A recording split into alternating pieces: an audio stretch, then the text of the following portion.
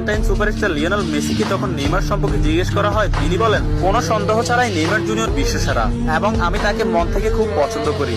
এবং Argentine midfielder Rodrigo D পল বলেছেন, যারা নেইমার জুনিয়রকে ভালোবাসে না তারা ফুটবলই বোঝে না। ফ্রান্সের বিশ্বকাপ জয়ী কিলিয়ান এমবাপ্পে বলেছেন, নেইমার শুধু ফুটবলের রাজা নয়, মহারাজাও বটে। আর্জেন্টাইন গোলকিপার এমিলিয়ানো মার্টিনেজ বলেছেন, আমি নেইমার জুনিয়রের অনেক বড় ভক্ত। আর্জেন্টাইন বিশ্বকাপ জয়ী তারকা ডিয়েগো ম্যারাডোনা বলেছেন, আগামী 10 বছরে 10 জন মেসি আসবে, কিন্তু আগামী 10,000 বছরেও একজন নেইমার আসবে না। হল্যান্ড ও বার্সেলোনা স্ট্রাইকার রবার্ট লেভানডস্কি বলেছেন, নেইমারের মতো ফুটবলার জন্ম নিতে হলে আপনাকে 100 বছর অপেক্ষা করতে হবে। তাছাড়া ইংল্যান্ডের প্রিন্স ডেভিড বেকহাম বলেছেন, আজ পর্যন্ত এমন কোন ফুটবলার আমি দেখিনি যার ভেতর নেইমারের মতো ফুটবল আইকিউ আছে, এবং ফুটবলের ক্ষেত্রে কেউই নেইমারের লেভেলের নয়, সে দুর্দান্ত। এবং আর্জেন্টাইন বিশ্বকাপ জয়ী তারকা অ্যানহেল ডি মারিয়া বলেছেন, নেইমারের সাথে যে কোনো প্লেয়ারের তুলনা করা অপরাধ।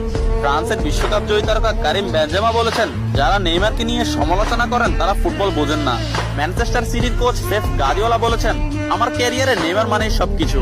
আমি মাঝে মধ্যে নেইমারের খেলা দেখে আমার দলের উপর সেটা বিস্তার করি। এবং স্পেনের বিশ্বকাপ জয়ী তারকা জেরার্ড পিকে বলেছেন, নেইমার ইতিহাসের সেরা খেলোয়াড়। অন্যদিকে লা লিগা সভাপতি তাবাস বলেছেন, নেইমার লা লিগার সম্পদ। এক সাংবাদিক ব্রাজিল